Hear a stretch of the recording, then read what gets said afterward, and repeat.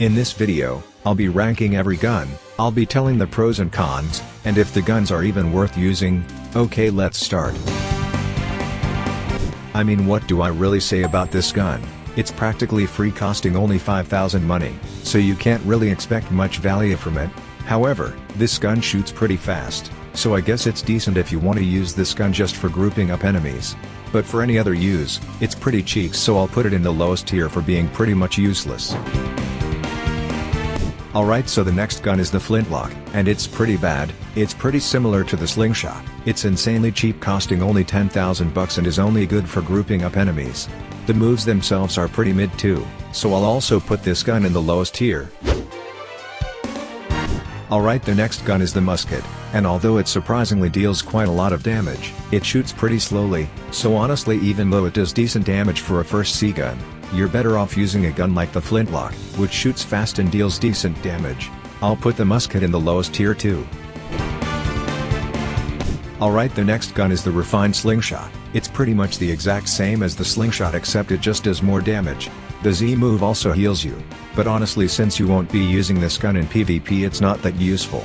I'll put this gun in the mid tier. It's actually not that bad, especially because of the life leech.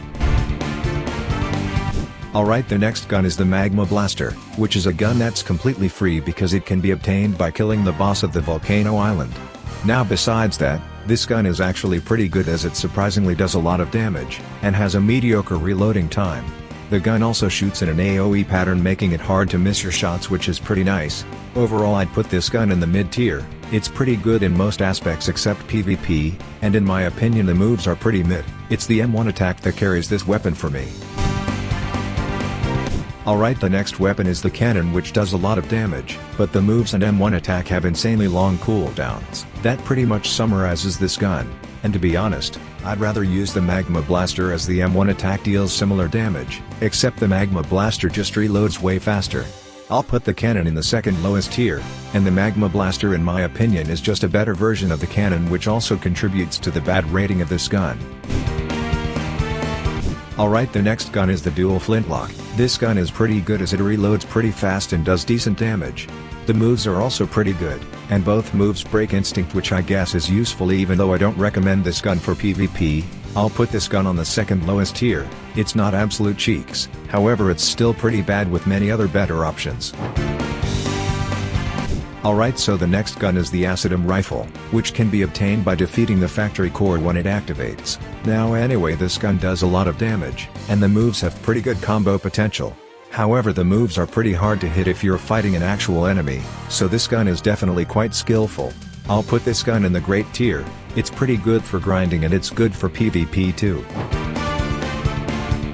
Alright, the next gun is the Bazooka, which you get for free by defeating the Whisper boss. To be honest, this gun is really bad, although it does good damage. The cooldown times of the moves are insanely long, so you're honestly better off using something else that reloads faster.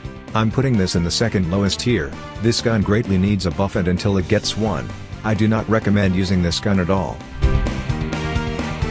Alright, the next gun is the bizarre Revolver, which you can get by buying it for 25 ectoplasms, which is actually really cheap. The gun shoots pretty fast, with a third shot making your gun overheat, taking more time to reload.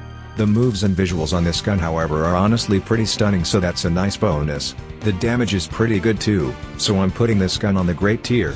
The only downside of this gun, I'd say, is the fact the moves aren't really good for PvP.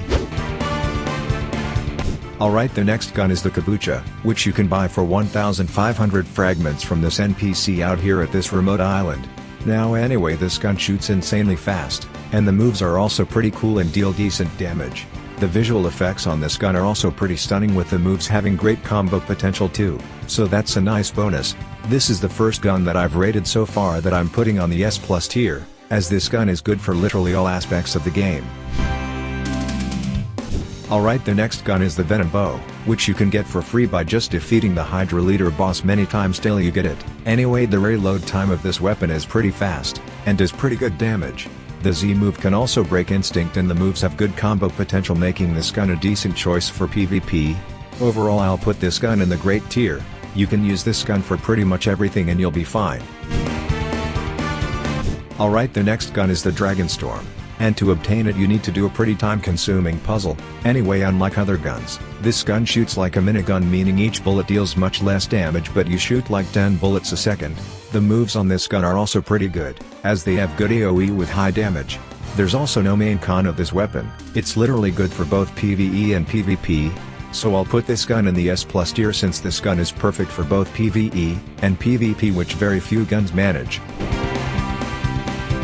Alright, the final gun on this list is the Skull Guitar, which is the only mythical rarity gun in the game, and to obtain it you need to be level 2300 plus and do a puzzle. Anyway, this gun is excellent for both PvE and PvP, the moves are perfect for both, deal high damage, and the X move even has life leech. Both moves also break instinct hockey, making it even better for PvP purposes too. The only con of this gun that I can see is the fact that the level requirement is so high, so you won't be getting it until you're pretty much max level. I'll put this gun at the very top of the S+ tier, as it is by far the best gun in the game. Anyway guys, that's the end of this video. If you found this video useful, make sure to smash that like and subscribe button. Anyway, bye.